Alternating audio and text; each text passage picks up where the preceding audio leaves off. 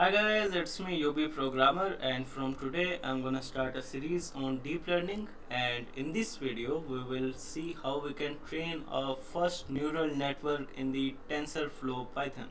Okay, and this will be the first video in our playlist.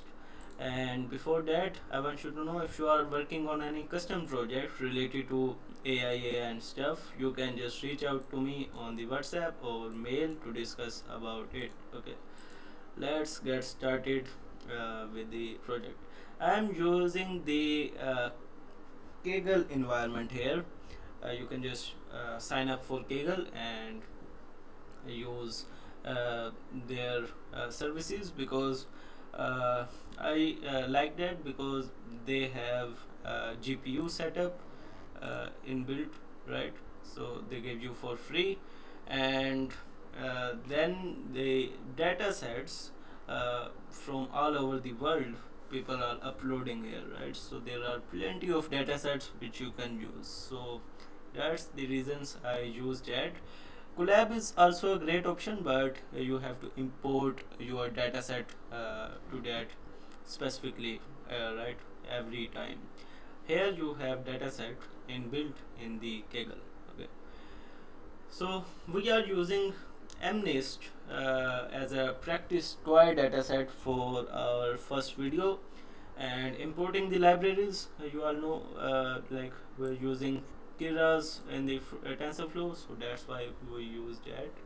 And by the way, TensorFlow is a full framework, full package of the framework, and Keras is the wrapper for the TensorFlow. And okay, now train test split. So basically loading the dataset, and you can just load it using this utility from the Keras dot dataset dot mnist dot load data. Okay, this will give you the training and testing datasets, and you can see we have 60,000 images in the training data, and the 10,000 images in the testing data. Now let's see how image look like in our data set. So basically it's a data set of handwritten digits. So this is the 5 digits and the first uh, image in the training data.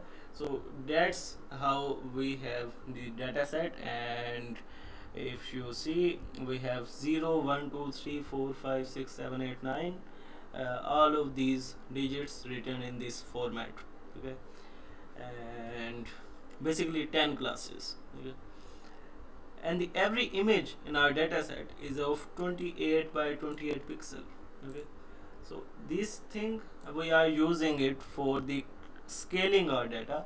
And why we use that? Because whenever we deal with the creation of a ML algorithm, or a training ML algorithm, right, specifically, we want to give the simplest form of data available to the algorithm, so that it can make recognize the patterns in the data, right?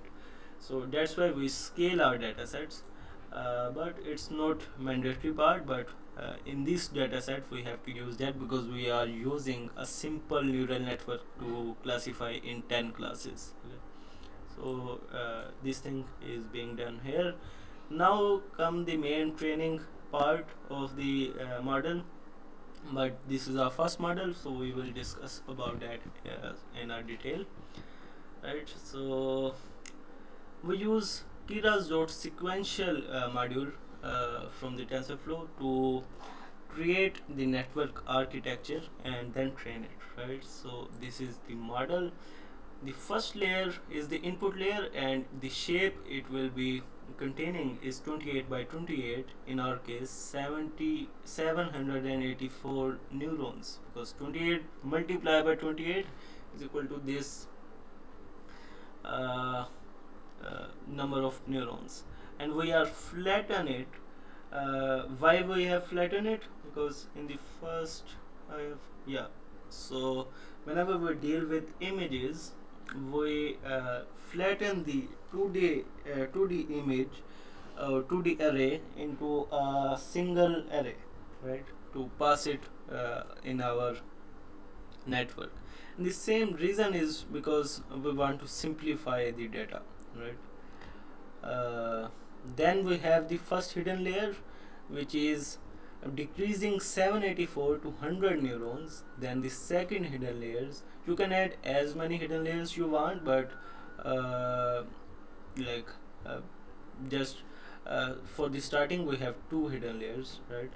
And then the second hidden layer is decreasing these 100 neurons to 50 neurons. Then comes the output layer, final output layer, which has 10 neurons, because we have 10 classes to classify, and 50 nodes will be reduced to 10, right? And these 10 will be using activation as sigmoid. That means we will get a probability for all 10 cases, for all 10 images. So if we give an input of image 5, then it will say it's the prediction will be as like array of 10 probabilities. So that means it will say us like it's 0.2% its chances that it's class for 2, and 99% it's the case that it is belong to class 5, right? So like this. Then we are compiling the model with the optimizer, loss and metrics. What are those, right? We will talk about that, but I have already made videos about these topics. So how to interpret loss, how to interpret the optimizer and loss function, how they collaborate with each other, right? And the how to evaluate the model performance with the accuracy and stuff, right? So you can watch those videos from the channel, and I hope I have added them in the playlist also. Now for the training, we are using fit function for the model and giving the training data. Epochs is 10. What are epochs? You have the video on the epochs also. Here we have explained it, but for this video I can show I can just say that whatever the number of images you have in your training data, the model will see them for the 10 times, for all images for the 10 times. That means 60,000 images multiplied by 10, and that number will be like the number which your model have seen the images, or predicted and trained, right? So epoch 1, you have the loss and accuracy, and how we can say our model is learning something by seeing the loss and accuracy. For this we have also in the video here, interpret loss and accuracy, right? But if the loss is decreasing and accuracy is increasing, you can say your model is learning fine, your model is doing great. And if that's not the case, you have to just stop the learning and stop the training, and find out where you are doing something wrong up there, right? Okay, so on the test set we are getting the accuracy of 97%, which is quite good. Now we are predicting on a sample image, so we are using the testing data for predicting, and the first image was 7, we have plotted here, and predicted, which our model has predicted with this model.predict function, is y predicted, and np.argmax will give you the highest probability index, and you can say it's saying first image in the test set belong to 7, and here is the first image, so that means correct prediction, right? You can just change the predictions and see that. Now about the confusion matrix, I have another video on my channel, but in this video I can tell you that these diagonal values are the correct prediction, and all of the other values are the errors of your model. So you can see we have quite big numbers for the correct prediction and quite low numbers for errors. So this is amazing, right? with only 2 layers we are getting this much accuracy, so that's amazing. But it's because only the toy dataset we are using. If you are using some other custom dataset which we will use in our upcoming videos, we have to use transfer learning approach. We will talk about that in later.